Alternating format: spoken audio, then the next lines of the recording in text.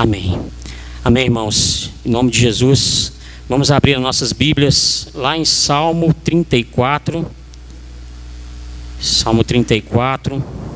Nós cantamos há pouco essa música que fala sobre esse salmo em todo o tempo. Então, ela foi tirada desse salmo. E esse salmo é muito rico.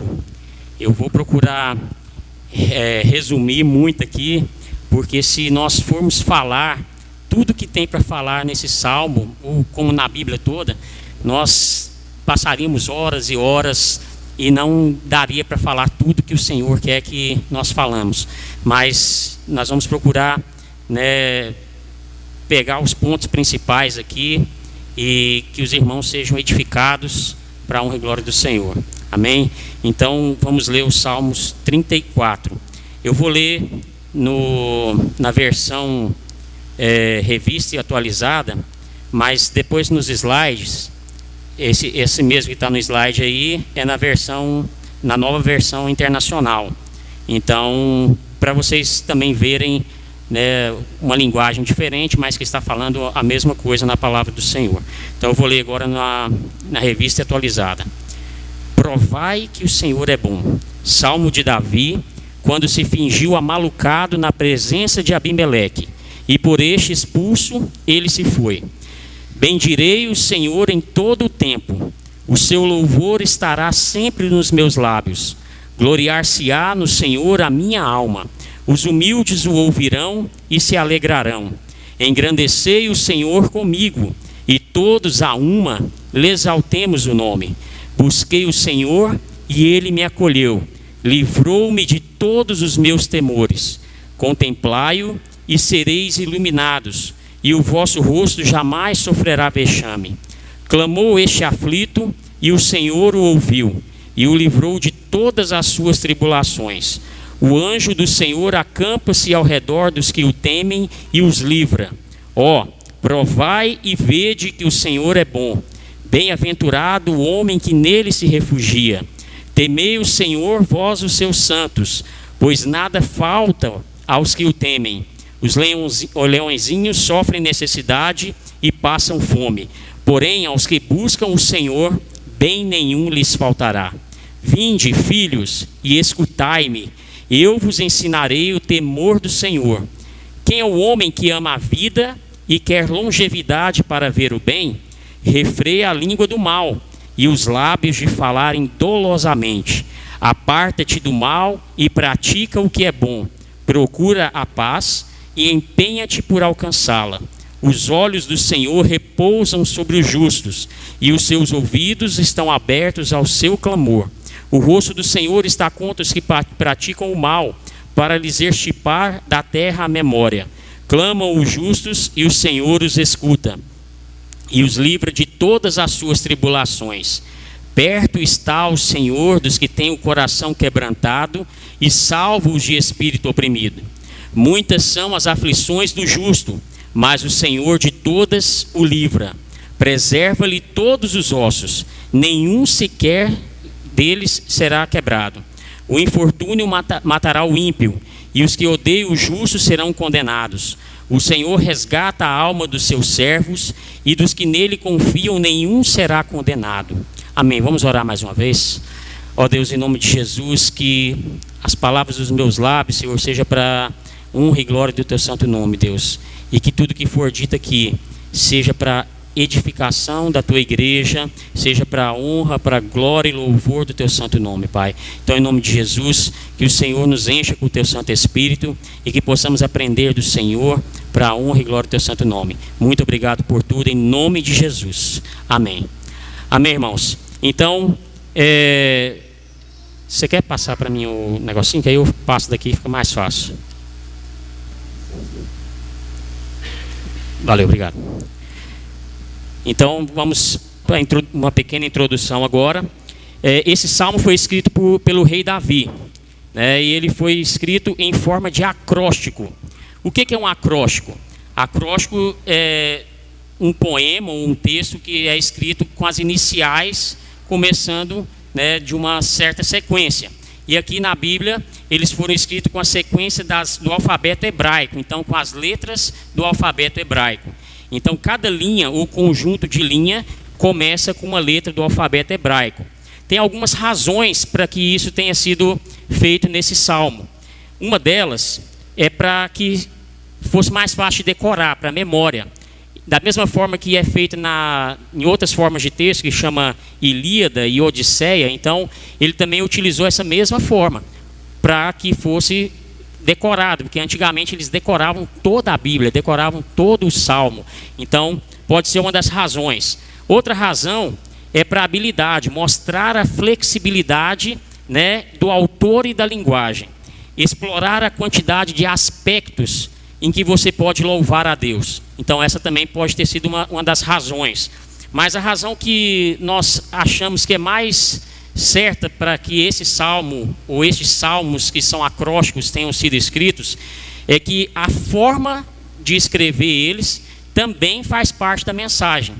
Como assim? Eles querem mostrar que nem todas as letras do alfabeto hebraico são capazes de definir o louvor ao Senhor, né, definir o conteúdo daquilo que eles queriam mostrar no salmo. Não esgotam a natureza do salmo, do assunto do que está sendo escrito. Então é inexaurível, inesgotável. Existem 9 salmos acrósticos. 9 salmos acrósticos. Tem o Salmo 9, que ele diz: eu louvarei com o alfabeto hebraico inteiro. O Salmo 10 exprime a confiança no poder de Deus sobre o mal. O Salmo 25, que é o primeiro na ordem desses salmos acrósticos, ele é um alfabeto de súplicas. O Salmo 37, na primeira metade, ele fala sobre as bênçãos completas dos justos. E na segunda metade, ele já fala sobre a calamidade completa dos ímpios. O Salmo 111 fala da bondade de Deus e usa o alfabeto inteiro. O Salmo 112 fala sobre a bem-aventurança do justo. O Salmo 119, que é o maior salmo, o maior livro da Bíblia, né, ele fala sobre a bondade da lei de Deus, usando 8 vezes cada letra do alfabeto antes de passar para a próxima. Então, ou seja, ele usou bastante essa questão. E olha que são 176 versículos, mas mesmo assim não se esgotou o assunto que ele queria falar lá. Então, por isso que a gente fala que aquela possibilidade é uma das mais certas para que seja o porquê deles terem escrito assim. O Salmo 145 fala do amor de Deus e também usa o alfabeto inteiro. E o Salmo 34, que nós estamos estudando hoje, ele é o segundo na ordem e ele fala sobre a felicidade completa dos que confiam no Senhor. Então nós vamos falar hoje sobre isso, que aqueles que confiam no Senhor, eles são felizes. Aqueles que confiam no Senhor, independente da situação, eles estão contentes com o Senhor, felizes com o Senhor, e eles adoram, bendizem o nome do Senhor em todo momento. Então, esse salmo, ele foi escrito, o contexto dele, ele foi escrito num momento em que Davi, ele tinha acabado de ser liberto do rei Abimeleque. Então, como nós lemos aqui no título do salmo, ele tinha sido cativo lá com Abimeleque, ele tinha fugido de Saul, tinha ido lá para Abimeleque, que era o inimigo, que era dos filisteus. Ele falou: o único lugar que eu vou me esconder é lá com os filisteus, que Saul não vai me achar. Só que na hora que ele chegou lá, ele viu que o Abimeleque também era mau e que ele iria morrer lá. Ele se fingiu de louco. Ele deixou espumar a boca, né? Ele fez várias coisas ali que Abimeleque viu que ele estava louco e expulsou ele de lá. Só que ele não fez isso durante esse livramento, ele fez isso depois desse livramento, né? Então não foi no momento que ele foi livre disso, mas depois. Abimeleque é um termo que é usado pelos filisteus para reis, como, né, César, né, como também Faraó. Então é um termo. Então Abimeleque não é uma pessoa em específico, é um termo usado para os reis filisteus. Nesse momento aqui, o rei que estava em questão era Aquis. Nós podemos ver isso lá em 1 Samuel 21:10. Levantou-se Davi naquele dia e fugiu de diante de Saul e foi a Aquis, rei de Gate. Então, né, mostra que Aquis era o rei aqui em questão. E Davi, ele fingiu ser louco, ele olhou ferozmente, mudou o semblante, e Aquis, ou Abimeleque, expulsou ele da presença dele. E Abimeleque ficou muito chateado com isso, porque Davi já tinha vencido ele de forma humilhante, né? E ele pensou que ele poderia, né, se redimir disso, poderia matar Davi e ficar, né, com a glória ali. Mas quando ele viu que Davi estava desse jeito, ele também ficou bem assim, ele ficou muito, esqueci a palavra aqui, desculpa, irmãos. Ele ficou decepcionado, exatamente, porque ele não teria como ficar com a glória matando um homem louco. E aí ele pegou e expulsou Davi. E se fosse hoje, Davi poderia até ganhar um Oscar, porque, tipo assim, a forma como ele se fingiu de louco ali, né, daria um Oscar para Davi. Mas nós vemos que nesse salmo, ele não fala nada desse momento, ele não fala detalhes, ele não explica como que foi esse momento, o que ele fez, como que ele foi expulso. Ele se restringe a louvar e bendizer o Senhor, porque ele reconhece e atribui ao Senhor essa libertação, esse livramento, e não ao seu fingimento, e não a ele próprio, né? Então, Charles Spurgeon, ele disse dessa forma sobre o Salmo 34, ou sobre o título ali, o contexto que estava o Salmo. Embora a gratidão do salmista o tenha feito registrar com reconhecimento a bondade do Senhor em lhe dar um livramento que não merecia, ele não aborda nenhum dos incidentes de escape para constar nessa narrativa, mas se fixa só no grande fato de ter sido ouvido na hora do perigo. Com seu exemplo, podemos aprender a não alardear nossos pecados diante de outros, como certos vangloriosos confessores costumam fazer, que parecem tão orgulhosos de seus pecados, como velhos pensionistas militares o são de suas batalhas e suas cicatrizes. Davi fez o papel de louco com destreza singular, mas não foi um tolo tão real que contasse as suas próprias façanhas de tolice. No original, o título não nos ensina que o salmista compôs esse poema na ocasião em que escapou de Aquis, o rei ou Abimeleque de Gate, mas que pretende comemorar este evento e foi sugerido por ele. É bom marcar nossas misericórdias com memoriais bem esculpidos. Deus merece o melhor de nossa arte criativa. Então, tudo que nós formos fazer tem que ser para louvor e glória do Senhor. Nós temos que fazer com o melhor que nós temos, com o melhor que nós somos. Então nós não devemos nos alegrar com os nossos pecados, mas sim alegrar com aquilo que o Senhor fez e faz por nós. Então é isso que ele está querendo dizer aqui. Então, para a gente entrar no texto mesmo, eu quero primeiro fazer um adendo aqui e buscar o conceito da palavra ansiar no dicionário. Então, segundo o dicionário Michaelis, ansiar é sentir-se fisicamente mal, com ânsias e náuseas. É causar ou sofrer ânsia ou ansiedade, agonia e preocupação. Afligir-se, angustiar-se, inquietar-se. É desejar veementemente, é almejar, é anelar. É ter uma respiração difícil e ruidosa, é ofegar. Então, ansiar é isso. Então, se nós colocarmos na nossa vida, você tem ansiado pelo Senhor dessa forma, você sente tanta ansiedade pelo Senhor que você fica, às vezes, até sentindo um pouco de ânsias, de náuseas, você se sente mal porque você anseia o Senhor dessa forma.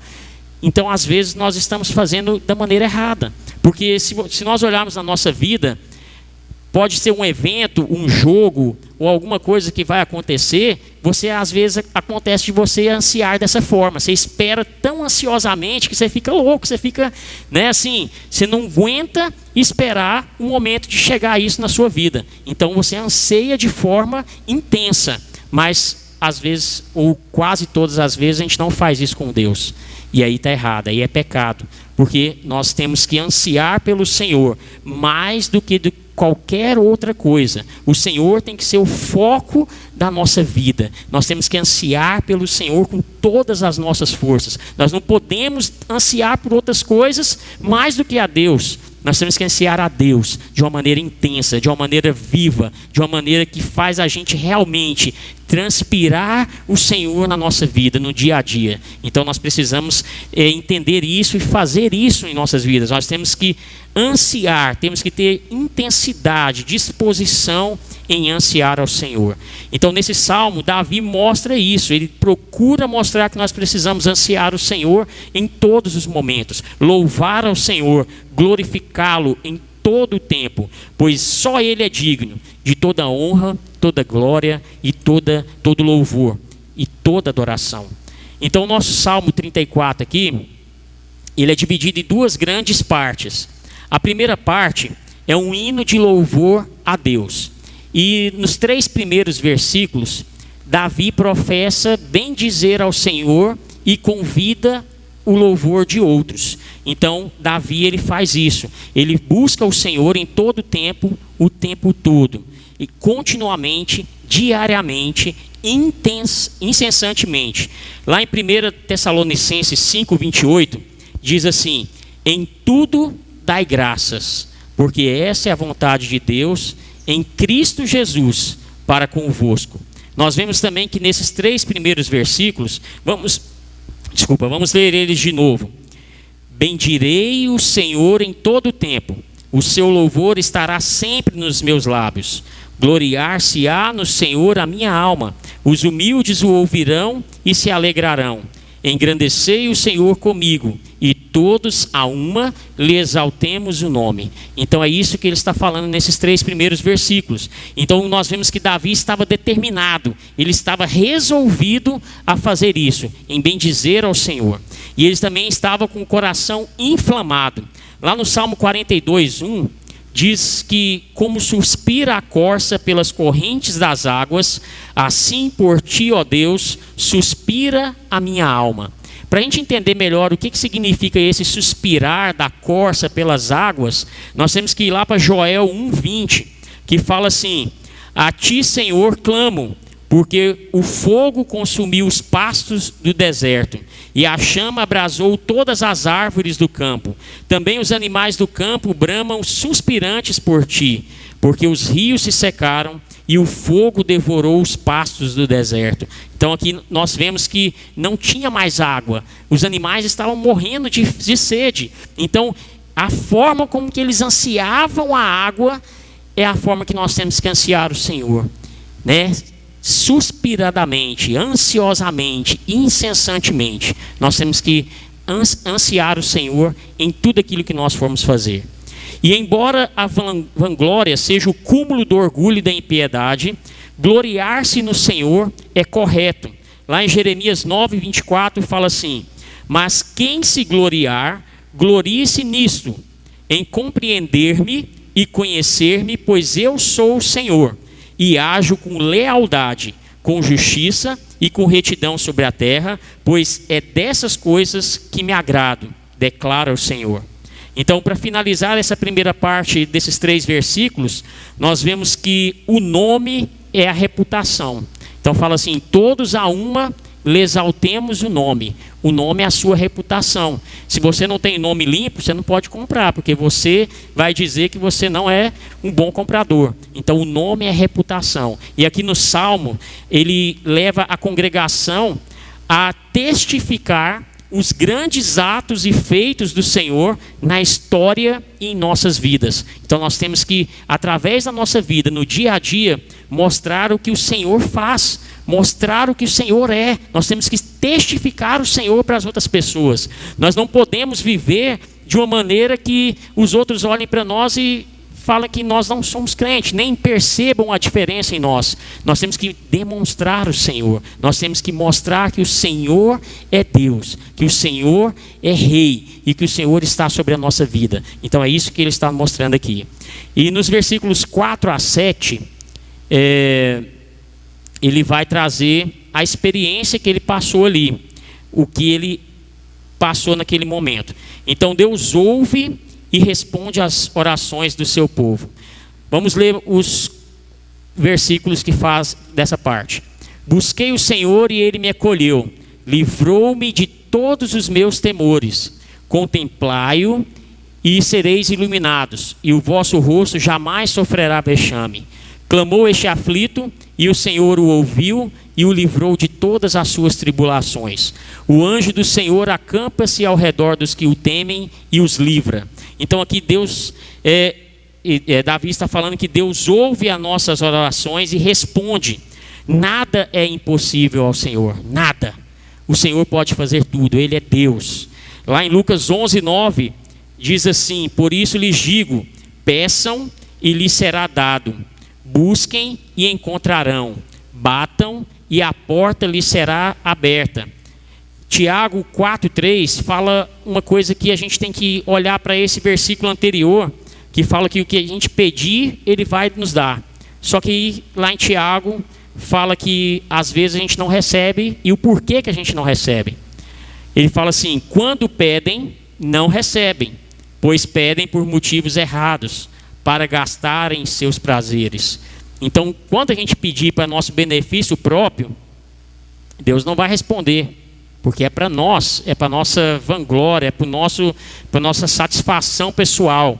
Isso, Deus não vai fazer isso para nós. Ele pode até fazer, mas quando Ele vê que o seu coração vai ficar longe dEle e vai ficar focado nesse objeto, nessa coisa que você pediu, Ele não vai te dar, porque Ele não quer que nada ocupe o seu lugar, que é o lugar principal na nossa vida. Mas quando nós pedimos certo, quando nós pedimos para nossa edificação, quando nós pedimos para louvor e honra do Senhor, pode ter certeza que Deus vai atender. Então nós não sabemos pedir, nós erramos porque nós pedimos errado.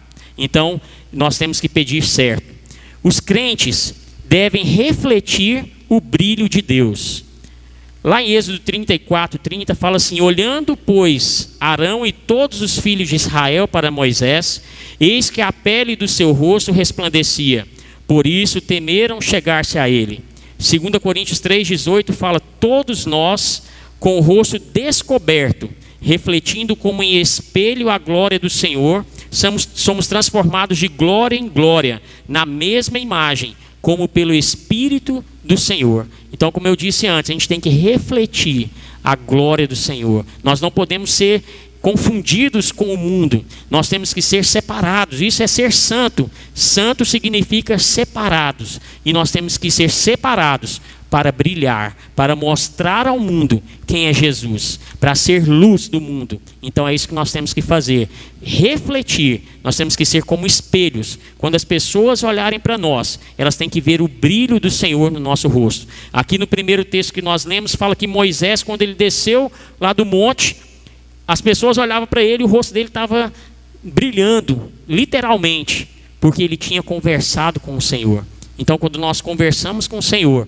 as pessoas vão olhar para nós e vai sentir um brilho diferente no nosso rosto, no nosso olhar, porque eles vão ver o brilho do Senhor. Então, é isso que nós temos que fazer todos os dias, em todos os lugares, seja no seu trabalho, seja na escola, seja em qualquer lugar que você estiver. Você foi chamado para ser luz, para ser espelho do Senhor. Então, nós temos que fazer assim.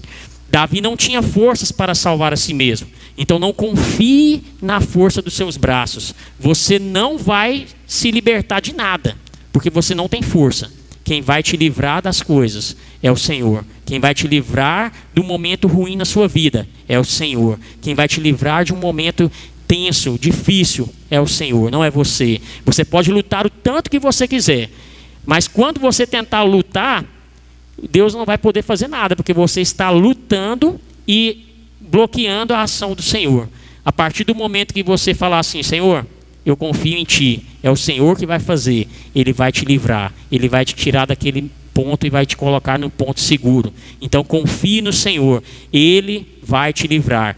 E aqui, finalizando essa parte, fala que o anjo do Senhor nos protege.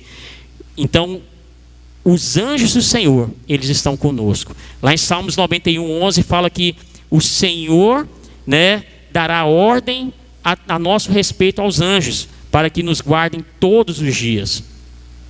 A terceira parte aqui, dessa primeira grande parte do texto, fala que Davi exorta os piedosos à constância da fé. É os versículos 8 a 10. Então, aqui tem os versículos, vocês podem ler depois. Eu vou acelerar um pouquinho aqui, senão vou passar muito do tempo. E aqui fala que ele exorta. Exortar é algo que nos vai chamar a atenção para que nós possamos corrigir os nossos erros. Então, ele fala: ó, provai do Senhor. Ela, ó, provai e vede que o Senhor é bom. Então, nós temos que provar do Senhor, experimentar do Senhor. Nós temos que ver que o Senhor, ele é presente na nossa vida.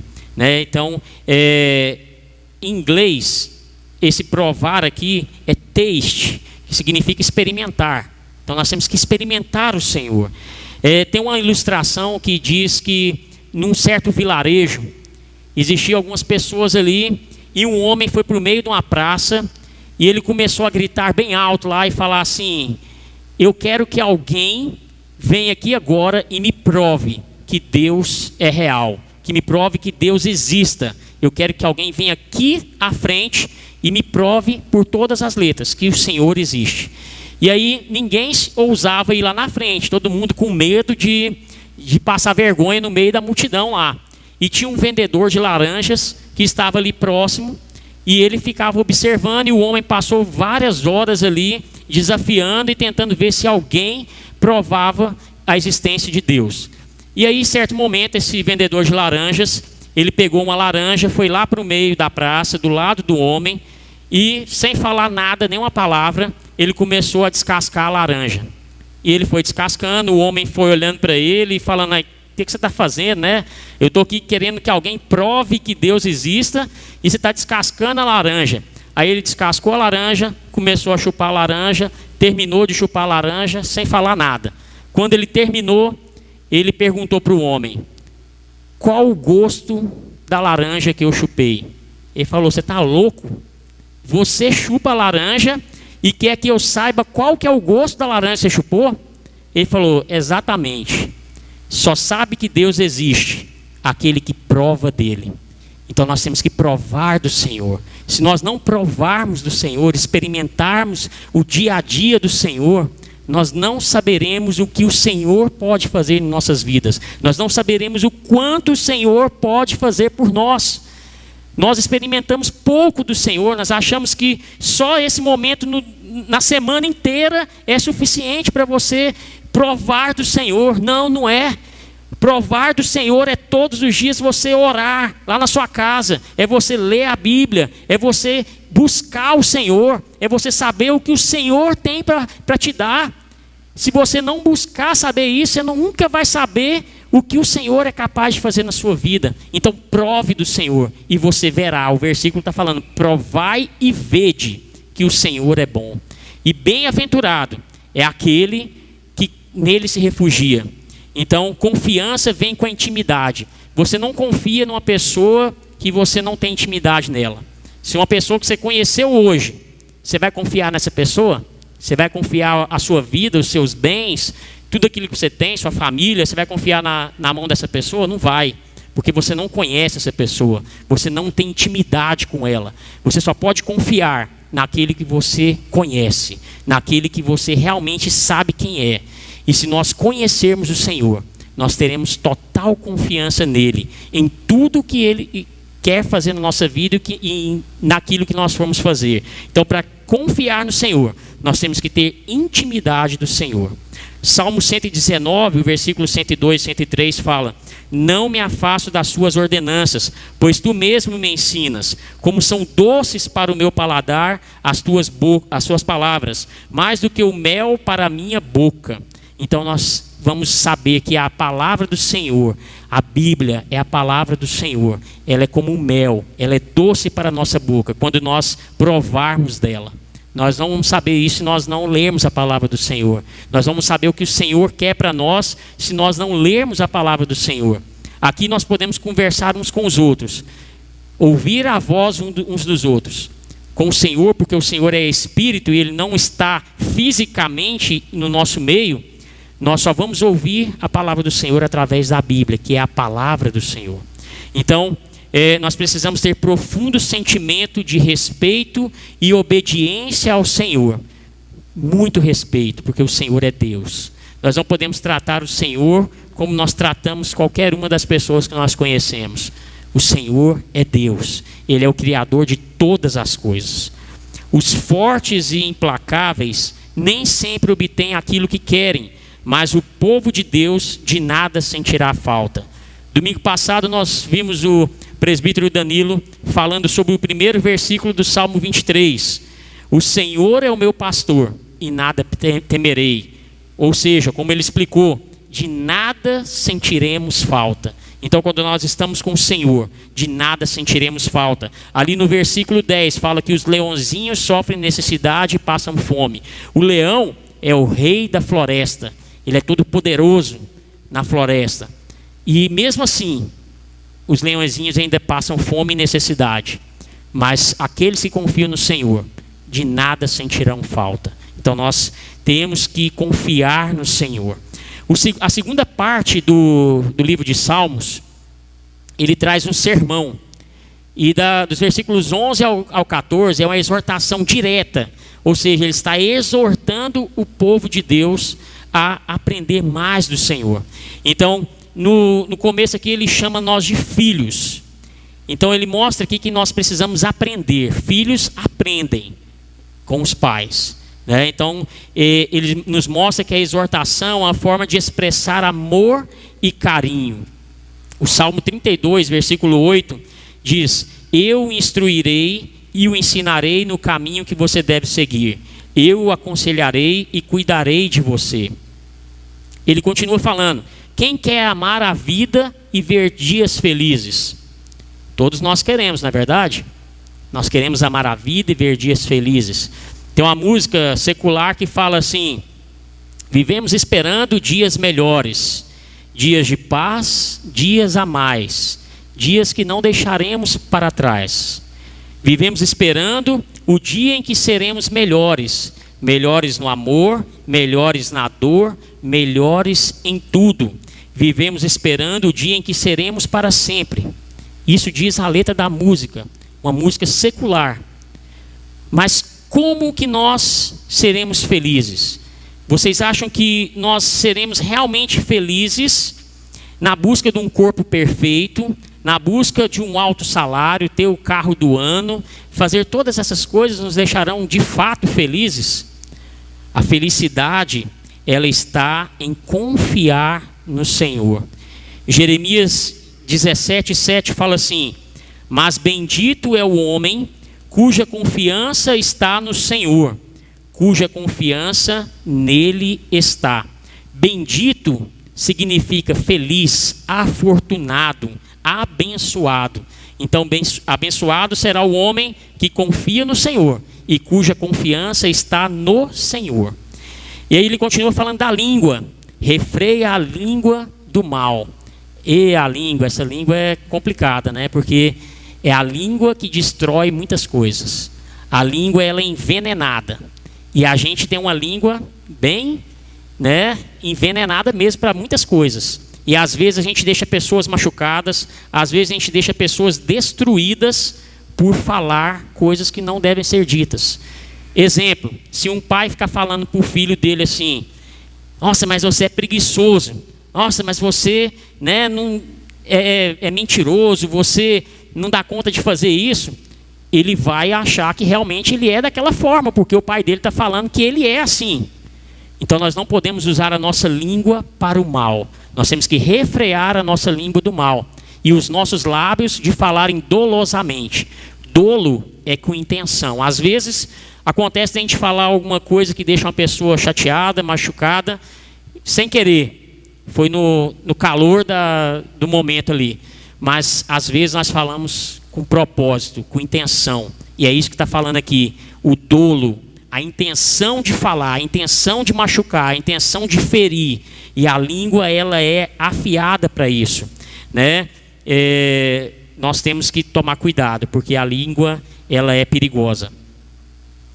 Nós temos que guardar do que é mal e fazer o bem, seguir a paz. Então, tudo que for mal, nós temos que guardar. Se você vai ver um vídeo, que você sabe que aquele vídeo não vai trazer edificação para você, não veja, porque você está buscando o mal. Você está buscando aquilo que é mal. E a Bíblia está falando que nós temos que fugir do mal. Nós temos que tirar o mal da nossa vida. E como que a gente tira o mal da nossa vida? Não fazendo o que é mal. Então, se nós não fizermos o que é mal, nós vamos nos afastar do mal. E nós temos que fazer o que é bom, o que é o bem.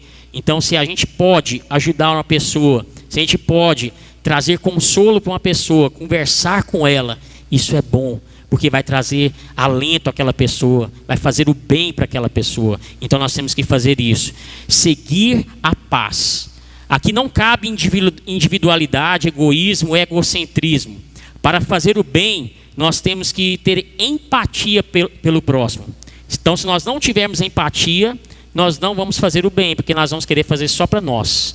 Então nós temos que fazer para o próximo. A Bíblia fala que nós só amamos quando nós amamos o próximo.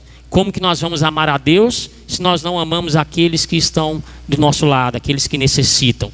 Então nós temos que amar aqueles que precisam. E a paz aqui que está falando, não é a paz que é a ausência de conflitos. Não é essa paz. Também, mas não é esse o ponto. A paz aqui é a paz de Cristo. Cristo é a paz. A paz aqui é a tranquilidade, é a confiança total no Senhor. Sabe quando você tem um desafio muito grande, mas você está tão tranquilo, tão em paz? É essa paz, porque o Senhor, Ele nos dá tranquilidade. O Senhor, Ele tira de nós a ansiedade ruim, que é a ansiedade que destrói, a ansiedade que deixa a gente para baixo, que deixa a gente com medo, apreensivo, né? Então nós temos que ter paz, a paz do Senhor. João 14, 27 fala assim: deixo-lhes a paz, a minha paz lhes dou, não a dou como o mundo dá, não se turbem os vossos corações, não tenham medo. Então nós temos que confiar no Senhor, ter paz no Senhor. A segunda parte desse sermão são ensinamentos didáticos, que vão do versículo 15 ao 22.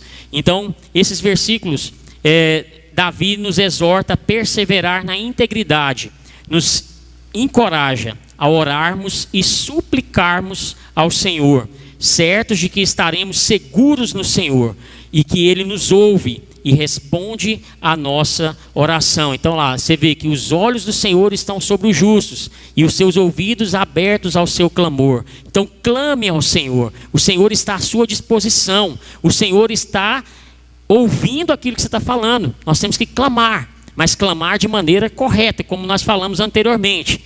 Se a gente pedir errado, nós não vamos receber, porque nós estamos pedindo errado. Mas se nós clamarmos com o nosso coração quebrantado na presença do Senhor, que vai falar mais na frente ali, perto está o Senhor dos que têm o coração quebrantado. Então nós temos que estar quebrantado, o espírito oprimido. Então mesmo que nós estivermos passando por dificuldades muito profundas, o Senhor, Ele nos ouve. O Senhor não se afasta de nós.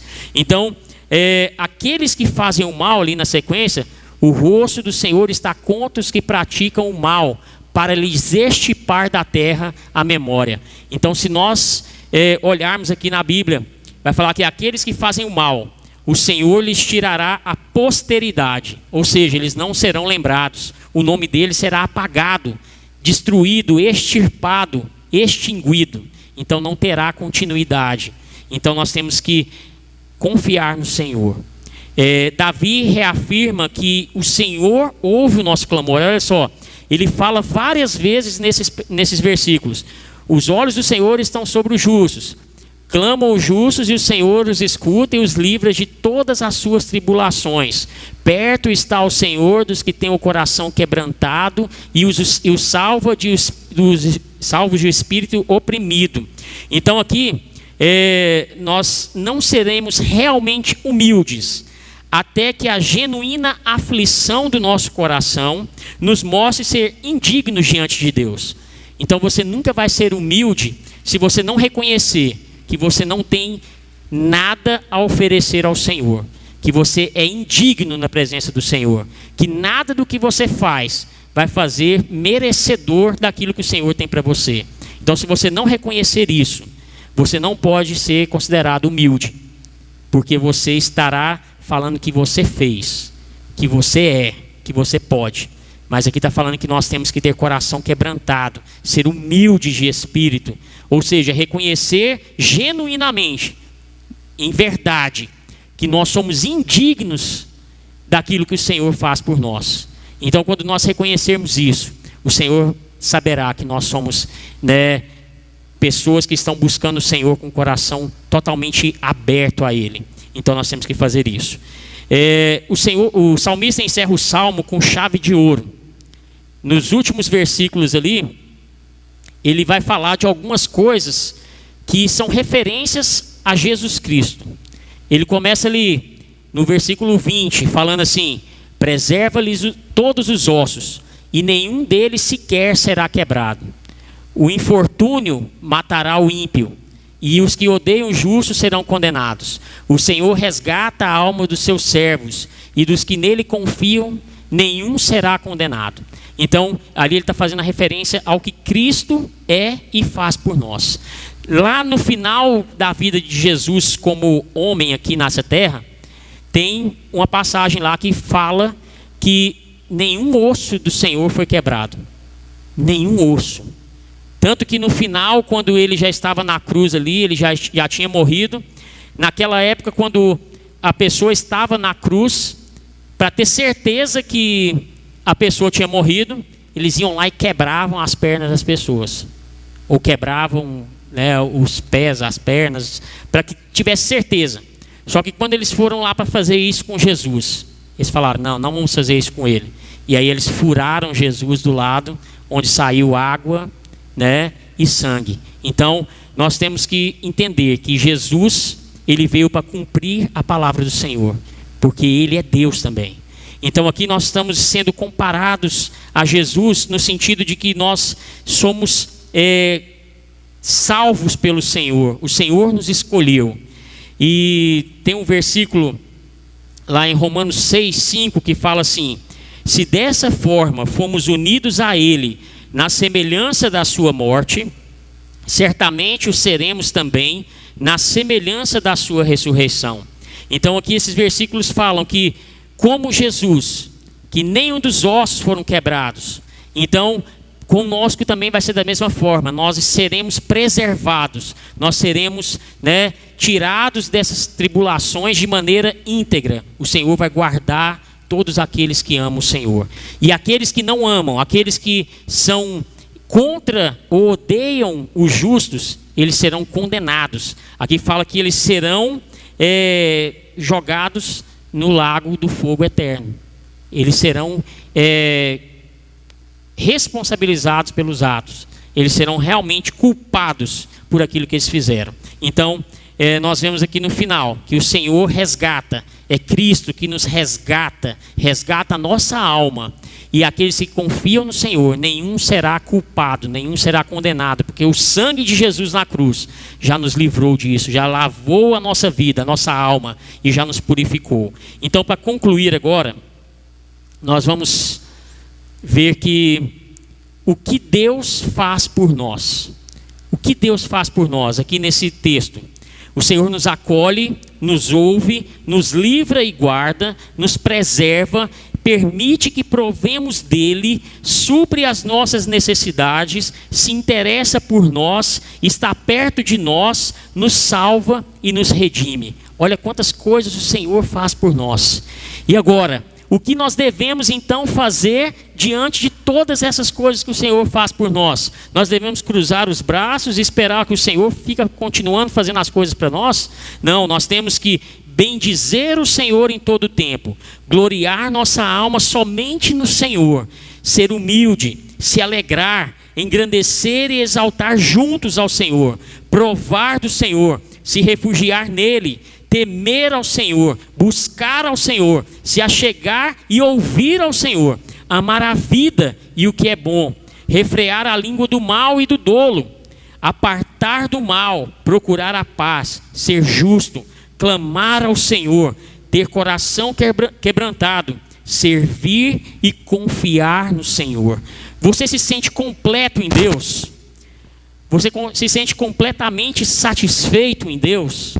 Tudo aquilo que o Senhor tem feito na sua vida, você reconhece que é o Senhor que faz isso na sua vida?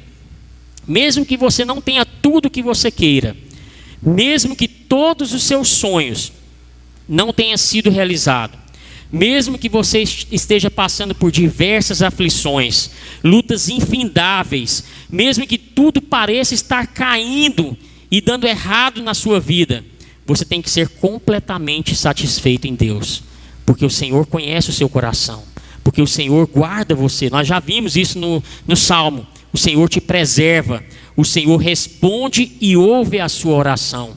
Então nós temos que ser satisfeitos no Senhor, confiar nele, ansiar por ele, entregar nossa vida completamente a ele. Prove e veja que o Senhor é bom, meu irmão. Prove do Senhor. Não deixe de provar do Senhor. Busque o Senhor incessantemente. Ele está conosco. Ele não nos abandonará. Ele suprirá todas as nossas necessidades. Que o Senhor nos abençoe e que nós possamos verdadeiramente adorar o Senhor em todo o tempo, em todas as ocasiões, com tudo aquilo que somos e temos, em nome de Jesus. Então que você possa fazer isso na sua vida. Que a partir de hoje, se você não ansiava pelo Senhor dessa forma, que a partir de hoje você busque mais do Senhor, que você leia a palavra do Senhor, que você reflita o brilho do Senhor, que você seja diferente, que você seja sal, seja luz, que você seja uma pessoa que as outras pessoas vão olhar e falar: mas eu não vejo aquela pessoa triste. Como o Danilo lembrou domingo passado, o nosso irmão Paulo, o presbítero Paulo, mesmo passando aquela tribulação, nós não víamos ele triste, nós não víamos ele reclamando do Senhor. Eu mesmo, na minha vida, eu sou diabético há 28 anos. Eu tive um momento na minha vida que eu questionei o Senhor. Falei: Senhor, por que eu estou passando por tudo isso? Eu tenho absoluta certeza e confiança no Senhor que o Senhor pode me curar. Eu sei que o Senhor pode fazer isso na minha vida se o Senhor quiser. Por que o Senhor não me cura? Eu quero ser curado. A gente vê na Bíblia falando que Jesus perguntava para as pessoas: o que queres que eu te faça? E eles falavam: eu quero ser curado.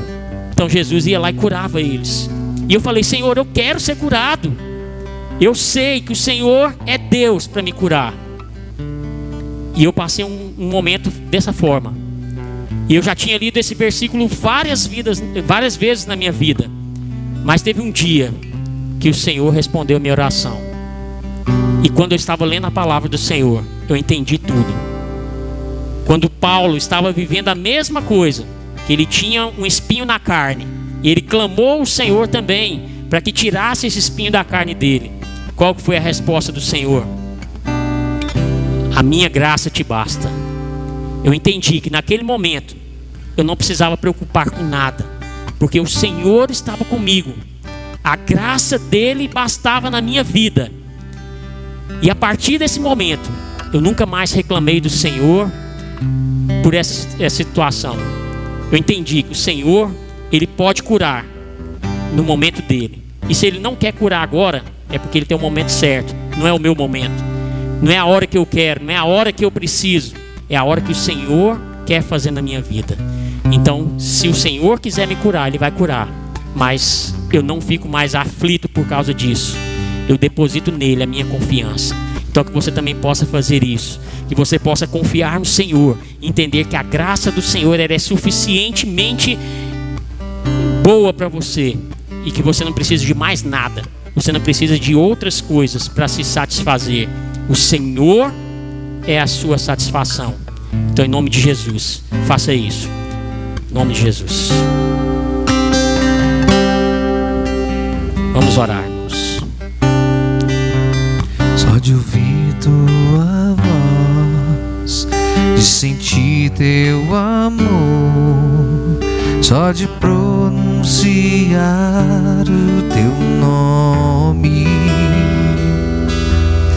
os Os meus medos se vão, minha dor, meu sofrer, pois de pasto inundas meu ser.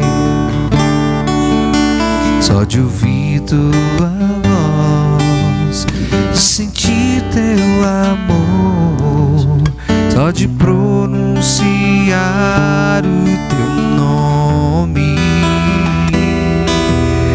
os meus medos se vão, minha dor, meu sofrer, pois de pasto inundas meu ser. Jesus, que doce nome, que transforma em alegria o mais triste coração. Jesus, só o teu nome é capaz de dar ao homem salvação. Vamos ficar de pé, vamos orar ao Senhor, vamos agradecer ao Senhor, porque Ele é bendito, porque Ele é Deus, porque o Senhor nos guarda, nos livra de todas as coisas. Ó Deus, em nome de Jesus, nós somos gratos, Pai, porque a Tua graça nos basta. Nós te somos gratos porque mesmo indignos de tudo aquilo que o Senhor faz a nós, o Senhor tem a Tua graça, a Tua misericórdia todos os dias sobre nós.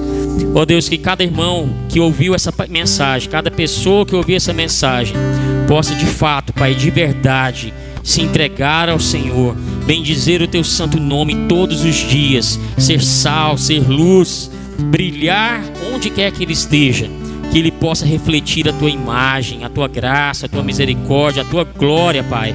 Ó Deus, tem misericórdia de nós, porque realmente, Senhor, nós não somos dignos. Tem misericórdia de nós, porque muitas das vezes, Pai, nós fazemos aquilo que é errado, não agradamos ao Senhor, não obedecemos a Tua palavra. Mas que a partir de hoje, Pai, nós possamos buscar ao Senhor incessantemente, possamos adorar ao Senhor com tudo aquilo que somos, que temos, em nome de Jesus. E que nós tenhamos, Senhor, uma semana abençoada na Tua presença. Que o Senhor seja sobre cada um dos Teus filhos, Pai. E que o Senhor nos proteja, nos guarde, livra de todo mal. E que o Senhor esteja cada dia mais, Senhor, nos dando, Senhor, a certeza de que o Senhor nunca nos abandonará.